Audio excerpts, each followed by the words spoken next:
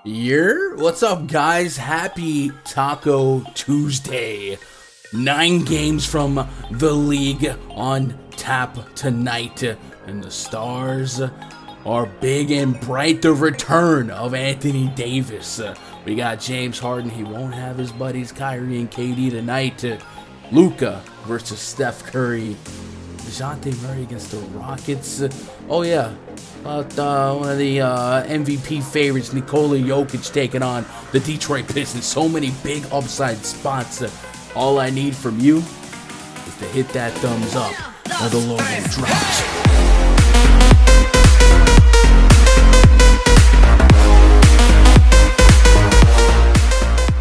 Taco Tuesday is upon us.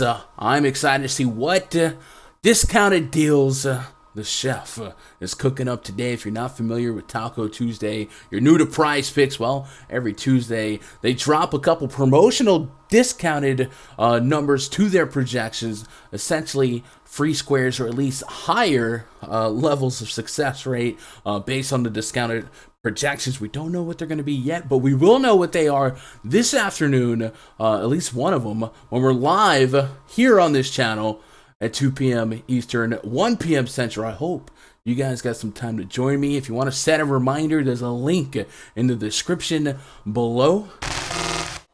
Let's talk 4 points of interest as we start our prop hunting for today. 9 games. Love it. Brooklyn Nets. Check this out. Because of the rules, you know the rules. Kyrie Irving cannot play in home games for the Brooklyn Nets for now. Kevin Durant still on the shelf. So this is going to leave James Harden and the rest of the Nets to pick up the pieces here and go to battle with the Lakers. Lakers getting Anthony Davis back into the lineup today. Sorely needed, sorely missed. So James Harden is going to have to carry a lot of the load. And so far this season, when there's no Kevin Durant, when there's no Kyrie Irving on the court, James Harden has a 33.8% usage rate and a 44.1% assist rate. As of this recording, there are no Brooklyn Nets lines on PrizePicks, but we can take a peek at the DraftKings Sportsbook player prop lines and kind of get an idea on what we might expect over on PrizePicks. The 2 guys I was really interested in is James Harden, obviously, and then Patty Mills. So DraftKings Sportsbook currently has James Harden's line set at 28.5 real points, while Patty Mills is at 13.5 real points. I'm going to be real bullish on that Patty Mills number. If it stays this low, I would imagine the sharps kind of run it up a little bit. Maybe it touches 14, 15. But I think if this game lives up to the total and the potential that it has from this far out, Anthony Davis maybe beefs up a little bit of that interior defense, just a little bit. I think Patty Mills is going to work well with James Harden. Probably take 15, 20 shots. Most of those shots are going to be from behind the arc, and the Lakers below average in defending the 3. So 2 guys I'm keeping an eye on, waiting for those lines to come out. You guys let me know what you think about the Nets today. I don't know what I'm going to be doing as far as the Lakers. You might entertain the thought of some unders, maybe some assist unders with the big 3 in action. But I'll revisit that on the stream later today to come up with some more definitive points of attack. My second point of interest to start shopping today for really good props is the Toronto Raptors hosting the Charlotte Hornets. The Raptors still without fans. It sounds like we might get a shot of having some fans in the arena next month. But for now, still an empty arena style of basketball. Maybe the energy, the adrenaline is a little bit different. But what has been a constant all year is the Charlotte Hornets running one of the fastest paces in all of basketball while playing pretty weak defense. And if we look at this RunDFS.com NBA VIP spreadsheet, by the way, if you want access to this, just go to RunDFS.com, click memberships, and get a week pass. Try it out. It has a ton of DFS benefits as well. And then, of course, you get into that premium Discord. But if we reference that spreadsheet and we look at the team metrics chart and sort all the teams from pace rating, fastest to lowest, the Charlotte Hornets on the season run the second fastest pace in all of basketball, all the while sustaining One of the worst defensive ratings in all of basketball, coming in with a bottom 6 defensive rating, 112.3 points per 100 possessions. Why is that so valuable? Well, you get more implied possessions when you face a team like the Hornets, and the matchup's a little bit softer. What's keeping the Hornets afloat is the fact their offense is so doggone good. So they're daring teams to score more than them. But when it comes to the Raptors, what I love about them right now is Nick Nurse has a pretty strict minutes diet, a minutes rotation that essentially comes down to 6 core players in the rotation, and then if there's foul trouble, injury scares, they'll throw in a Banton or somebody like that to pick up some minutes. Look at these minutes for the last couple of games for the Raptors. Focus in on guys like Fred VanVleet, Siakam, and OG Anunoby. Anunoby 41 minutes, Fred VanVleet 41 minutes, Siakam 34 minutes. We've got 2 games with Gary Trent Jr. back in the mix. Again, Keenan Anunoby 41 minutes, VanVleet 39 minutes, Siakam 41 minutes. Going to the Dallas game, Fred VanVleet, 41 minutes. OG Anunoby, 43 minutes. Siakam, 43 minutes. You're kind of sensing where I'm getting at here. You're getting 40 minutes of opportunity against one of the fastest paced, worst defenses combined. I think I'm going to be interested in a lot of Raptors props. And when we look at the board for the Toronto Raptors this far out, Fred VanVleet has several props available. We don't have fantasy points yet, but a guy like VanVleet who could play 40 minutes in this game environment, there's not much I wouldn't take a shot on. 21.5 points is interesting. 33.5 PRA, extremely interesting. Probably something I lean on the most. But how about 7.5 assists as well, which is a line that I think he can beat. He has shown 7.5 plus assist potential in his last 3 games. He's had a 28% assist rate on the year with a 25% usage rate. So 40 minutes, that type of assist rate. I'm just going to be really, really interested in Fred VanVleet today. So I'm going to be keeping an eye on the lines here. I think I'm going to hold out for a fantasy projection to drop, but I still think 33.5 PRA from this far out is very, very, very attackable, and this is a line that he's right on the verge of hitting lately. And all year long, the Charlotte Hornets have just been bleeding success to opposing teams and individual positions.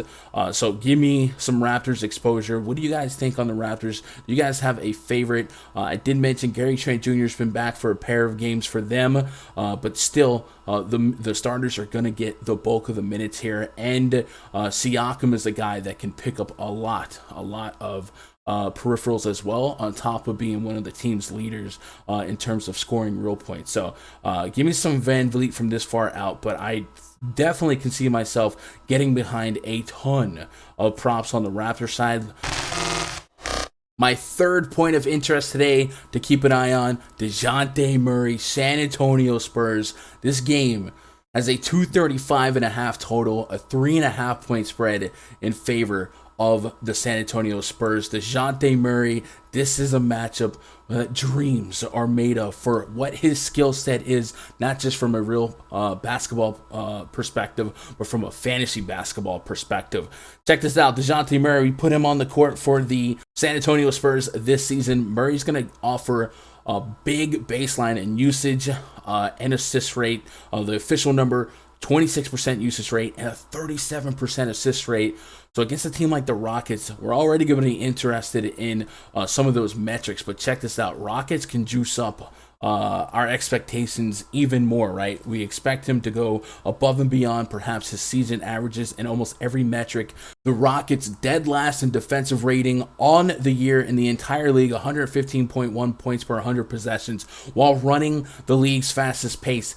They're like the Hornets, but worse, right? And their offense not as good, all the while feeding into more DeJounte Murray style of play, which benefits him. Did you know that the Rockets are allowing the most steals per game in the league, while also allowing a top amount of blocks per game in the league, third most? So they're bottom 3 collectively in some defensive metrics. So DeJounte Murray can pad on to those fantasy point props because he averages 2 steals per game on the season, half a block, 2 steals. That's 6 points on PrizePicks. So I'm definitely going to be looking for DeJounte Murray's PrizePicks fantasy projection prop. And if it's under 50, I'm going to be a buyer. Oftentimes we can get them at 45.5, something like that. I think this is a massive, massive ceiling spot. 2 weeks ago, DeJounte Murray dropped a nice 69.5 PrizePicks points, fantasy points against these Houston Rockets. In that game, he triple-doubled with 30 real points and 3 steals to boot. So anything below 50 fantasy points for DeJounte is going to be something that I'm investing in. But again, individually, when you isolate the metrics for DeJounte and isolate the prop lines, whether it be real points, rebounds, assists, I think they're all pretty strong. Right now, he's listed at 38.5 PRA, and the only reason I'm holding out for that fantasy line for where we're at now is because he's so good at getting those steals, and that +6, perhaps +9, just might help us out. If that line is within, I don't know, 8 to 9 points of this PRA, I'm going to be interested in DeJounte Murray fantasy points. And then through and through, there's not really a bad spot on the Spurs here for anyone. Derek White, 15.5 points. You think about the implied total for the Spurs. Derek White likely to be second or third, if not number one in points scored. Jakob Poeltl might compete, and of course DeJounte Murray might compete for most points, but Derek White has a real stake in having double-digit shot attempts against one of the league's worst defenses. In his last couple games, 15, 16 shot attempts, half of those shot attempts from behind the arc. Lots of viability here, and he's also filling up the stat sheet, so he might be somebody we get behind for some PRA and maybe some fantasy points as well. Really, really big upside spot for the Spurs, but definitely a big upside spot for DeJounte Murray. And give me a little bit of Derek White.